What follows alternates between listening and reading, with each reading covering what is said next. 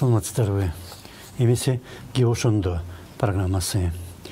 Бишкектин 1 май райондук сотунун судьясы Эмилбек Кайыпов кечээ күнү мурдагы президент Алмазбек Атамбаевди 11 жылга эркинен ажыратууга кести. Ал бардык наам менен сыйлыктары жана мүлкүнөн да ажырады. Сот 2013 жылдын апрелинде Крим Төбөл Азиз Батукаев абактан мыйзамсыз бошотулганы менен байланыштуу болгон. Эми койташ иши да бар.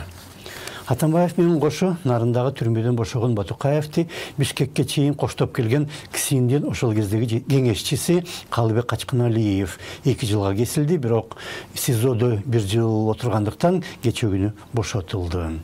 Батукаевке справка жазып берген гематология борборунун ошол кездеги директору академик Абдулхаким Раимжанов боюнча жаза чечими чыгарылган жок, анткени мөөнөт өтүп кеткен.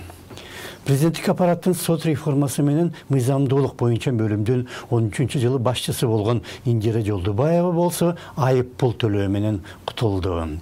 Жолдубаеванын сотторду реформалап мыйзамдуулукка көзөмөл кылганы Батукаевди бошотуу боюнча бардык күч түзүмдөрдүн иши бири-бирине айкалышып, бир да жерден жаңылбастан бардык мыйзамсыз аракеттер аягына чыкканы менен белгилүү болду. Анын адвокаттарынын айтымында Жолдубаеванын айыбы сотто далилденген жок. Жана күнөөнүн баары тергөө менен келишим түзгөн көбөлөрдүн көрсөтмөлөрүнө гана негизделген. Бирок Жолдубаева өз милдетин аткарып, Батукаевдин абактан бошотулушу мыйзамсыз деп адилеттүүлүк үчүн кыпындай да аракет көргөн эмес. Тескерисинче, мыйзамсыз ишке көмөк кылып, анын кайсы бир бөлүгүн өзү уюштурганы үчүн күнөөлүү. Батукаев 2006 жылдын августунда 16 жыл 8 айга кесилген жана 13 жылдын апрелинде ал мөөнөттүн 8 жылдан ашыгы өтөлөй элек болчу. Бирок гематология борборунан жасалма справкалар жазылып, иш нарын сотунда каралып жатканда Батукаевке атайын аракеттер менен паспорт жазылып бергенде, аны нарындан Бишкекке чейин милиция коштоп келгенде дагы прокурорлор менен соттор ага каршы эч аракет көргөн эмес.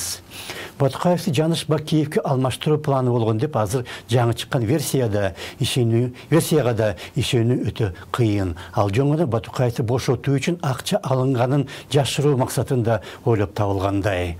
Акча териштирилгенде өтө көп адам өтө катуу жазаланмак. Бирок ошол апрелде президенттик аппаратта жаза аткаруу кызматы менен соттор дагы, ГРС менен прокурорлор, медиктер менен милиция бири-бирин колдоп өтө кылдат иштеген.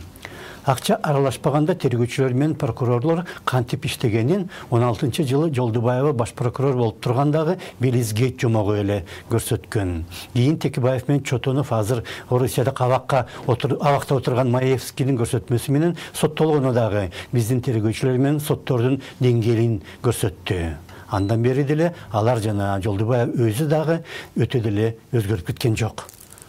Эти все обстоятельства будут в рамках этой проведенной... Бардык шарттар боло турган текшерүү учурунда аныкталат. Белиз менен бизде келишим барбы же жокпу? Биз алардан кандайдыр бир колдоо сурай алабызбы? Биз кол койгон эл аралык конвенцияларга алар кошулганбы? Конвенция, к которым присоединен Белиз. Вы можете назвать, как... Айтсаңыз, кандай келишим же конвенциялар бар? Я вам сейчас могу сказать, что с Белизом... Мен сизге азыр айта аларым. Алар менен эч кандай каталмашуу боло элек. Ушул иш боюнча гана баштайбыз жана мамиле түзүп текшере баштайбыз. Будем устанавливать. Проверка только начинается. 2017 жылы болсо Жолдубаева арыздарга өзү кол коюп, маалымат каражаттары, журналисттер жана укук коргоочуларга каршы 5 мыйзамсыз иш баштаган. Анын баары президенттин ишмердигин кепилдөө деген 2003 жылдагы мыйзамга негизделген. Бирок ал мыйзам конституцияга каршы келгенине карабай, Жолдубаева ал булык иштерди аягына чейин чыгарган. Трибунадан болсо мыйзамдуулук тууралуу сайрап турчу. Кыргыз элинин залкар акыны Алы Токонбаев өмүр бизден өтүп кетсе да, эл эмгектен эскерсин дегендей, Кыргыз Республикасында мыйзамдардын так жана бир бетке аткарылышына көзөмөлдү жүргүзүп, элибиздин бейпилдикте жана бак кубаттуулукта жашоосуна болгон аракетибизди мындан ары дагы улантуубуз зарыл. Эми эл Жолдубаеваны уятсыз жана мыйзамсыз эмгектери менен эскерет. Деп ошондо саламат калыңыздар.